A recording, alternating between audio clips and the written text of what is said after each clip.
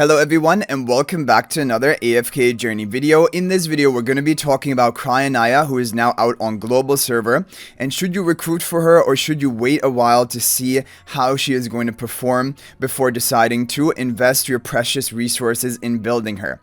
Okay, let's take a look at her hero information. Now my overall recommendation is that just like with raid up recruitment heroes, but even more so when it comes to celestial hypogeans, you should wait for a week to 10 days, maybe even more than that, to get a really good idea of how well this hero is doing for both Dream Realm content as well as PvP, AFK stages, because I'm fairly certain within 10 days we will have a really good idea of Cryonaia's value and performance in all areas of the game. And the thing with Celestial Hypogean heroes is, first of all, they are always going to be recruitable. There's not like a limited raid up period, so you do not have to feel any time pressure to recruit for them immediately. Number two, they are going to be a much bigger investment compared to raid up recruitment heroes. You need to invest the really valuable stellar crystals and guild medals, and in total you're going to need 14 copies to take one of these heroes to Supreme Plus. And honestly speaking, even Cryonaia and most Celestial Hypogeans, they're going to need to get to Supreme Plus to receive their full value. And especially that is the case with Cryonaia. Okay, so as for Cryonaia, I'm going to briefly talk about her use based on the testing in the Pioneer server so far and also the Vietnam server.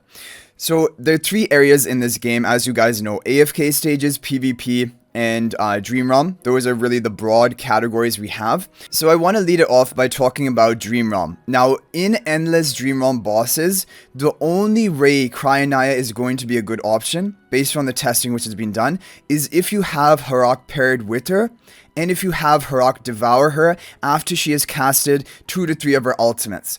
And the reason why that is so essential is because of her ultimate ability, which will take enemy heroes, including bosses, into her Frostveil domain, and for 12 seconds each time she casts her ultimate. And during this duration, the allies will not be able to use any of their abilities, any of their attacks. The allies will basically be isolated from the battle, and this is going to last 12 seconds each time she casts her ultimate. Now with her Mythic Plus, plus 15 exclusive equipment, she can stop the battle time for up to 30 seconds, that is useful. But however, after that, for example, on the end of the 3rd ultimate cast, followed by the 4th, 5th, 6th ultimate cast, she is going to freeze the time. Her allies are not going to be able to attack. She will be the only one damaging the boss, and the time is going to tick down. And so this is why she is actually going to be counterproductive to your Dream Realm performance, unless you're going to be able to somehow destroy her. And the only way to guaranteed destroy her is with Harak devouring her. And definitely we know about team placement to make it so that Harak will always devour her after a certain amount of time passes. And so it can work if, for example, there is a boss where Harak is already being used. But this is kind of an issue because, first of all, it means you have to run Harak in that boss. So for example, in Thalassa, where Harak cannot be used because only ranged heroes can attack the boss, it means Cryonaia is not going to be useful there for endless bosses. For the other bosses, Harak is really dominant right now, but when we get mythic magic charms, Shakir, Ludovic type comms are going to really start competing head to head, maybe even outperforming Harak teams, which would then make Cryonaia not a good option anymore, because if you're not running Harak, then there's no reason for you to run Cryonaia. She just takes more value away from your team than she provides for a Dream Realm. So in pre-endless Dream Realm bosses, that is the only thing we do not really know about right now, and we're not going to be able to find out about this until the beginning of the next season, because now even free-to-play players are making it to the endless level of Dream Realm. And so Cryonaia, we will not see her use in pre-endless. For pre-endless Dream Realm bosses, there is potential that she could just be good on her own without a Harak supporting her, because maybe her damage is high enough that even if she is the sole damage dealer for a majority of the fight, it might be good enough. But that is kind of the issue. So as you can tell, for Dream Realm, Cryonaia is very limited because you would need to have Harak, which, I mean, there are people out there who do not even have Harak, in which case Cryonaia is not going to serve you at all for any endless Dream Realm boss. I can say that very confidently. Without Harak, Cryonaia is not going to be used in a top team for any endless Dream Realm boss. That is my opinion, but it is based on the fact that she would just deny too much value from your team. And we have seen that in the testing so far. Okay, now as for other areas of the game, and can you even swap with her at Mythic Plus, for example?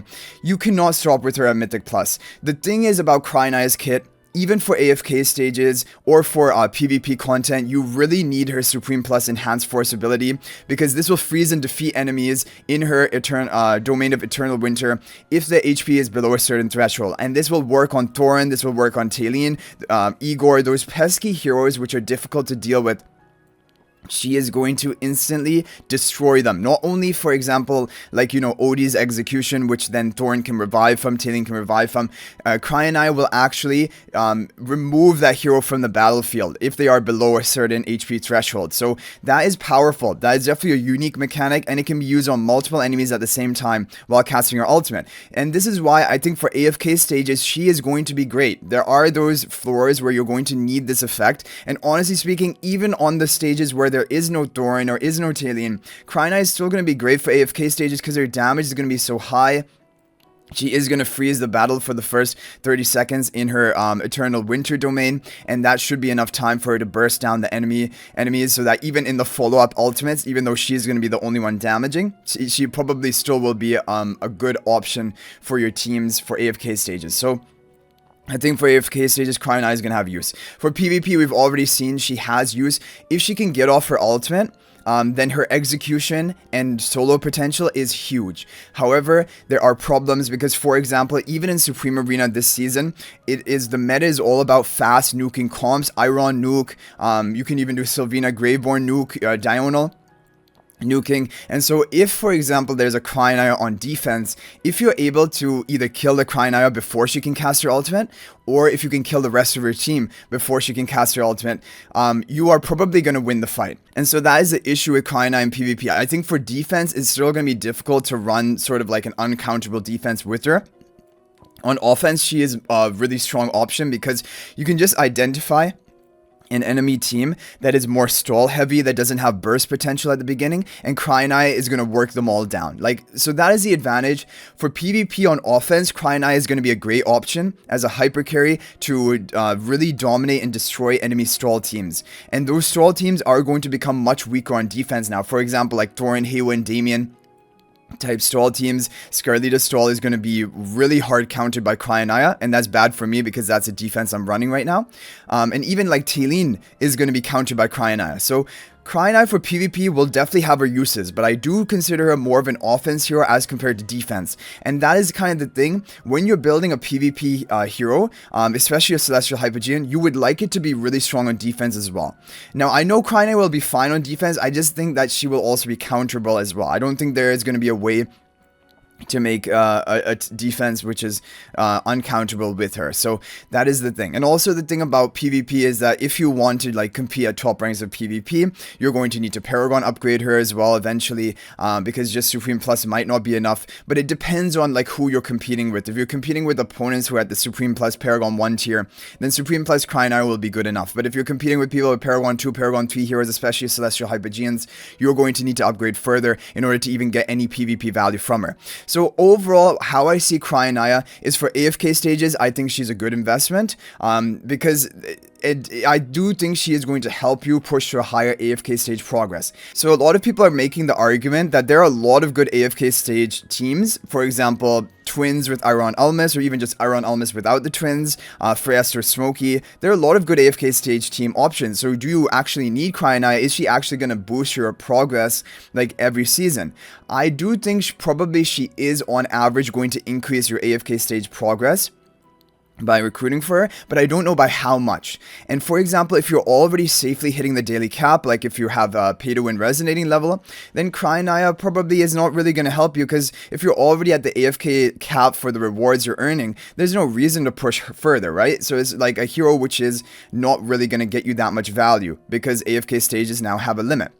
And PvP we have talked about. Dream Realm is very niche. It will be related on Heroic as of right now. For pre-endless things might be different, but we would have to wait and see for the testing. Like, I would not recommend you recruit for Cryonaia now, expecting that she will be dominant pre-endless, because I have no idea. And also the thing is, by the time we get the new season coming around, there could be new Celestial Hypogeans which are also meta in Dream Realm. We do not know, or even factional heroes.